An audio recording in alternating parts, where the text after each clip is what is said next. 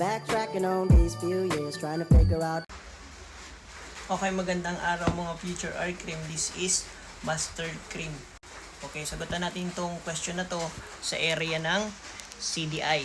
So, specifically, itong question na to is under vice control and education. So, sana panoorin nyo itong video na to, lalong-lalo na sa mga future art cream at lalong-lalo na ngayon sa mga August taker. Makakatulong to sa inyo. Malay natin, lumabas sa board exam ngayong August. So, the question is, shabu is the street name for what chemical substance known as A. Marijuana, B. LSD, C. Methamphetamine hydrochloride, D. Cocaine. So, i-rationalize natin isa-isa kung bakit hindi sila at sila ang sagot. So, sa first statement ng question, shabu is the street name.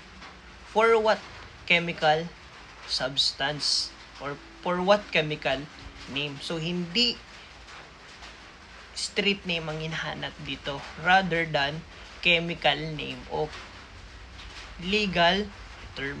Okay, unahin natin ang marijuana. Hindi yan ang answer sa question na ito. Bakit? Kasi ang chemical name ng marijuana ay Indian hemp o cannabis sativa. Discuss natin ano pa bang meron sa marijuana. At ang marijuana naman is considered as assassin of the youth. Halos karamihan bata ang gumagamit nito or mga minor de edad.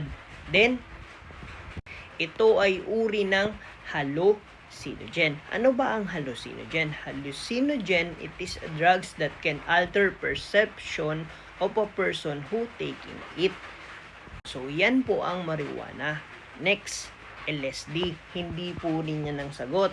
Ano naman ang chemical name ng LSD? Lysergic acid diethylamide. Isa din itong hallucinogen, but ito yung mga dapat mong malaman sa LSD. Ang LSD is discovered by Dr. Albert Hofmann. It is considered as the most powerful hallucinogen. Napakalakas ng tama nito kapag tinig mo to. So, hindi yan ang answer sa question na ito. Next, cocaine. So, cocaine is same as shabu. Stimulants sila. Ano ba ang stimulants? Stimulants, drugs that can wakefulness, give alertness sa mga taong magtitik nito.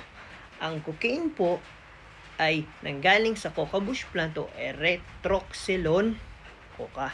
Hindi yan ang answer sa question na ito. At ang cocaine ay meron palang street name na coke, coca, at crack. And the last, methamphetamine hydrochloride. Yan po ang answer sa question na to. Bakit? Meron niyang street name na shasha, shabu, speed, coke, poor man's cocaine. So, ang methamphetamine is a chemical name under Article 1, Section 3, Paragraph X of RA 9165, also known as Comprehensive Dangerous Act of 2002. Okay, sana naintindihan nyo at sana makatulong sa inyo.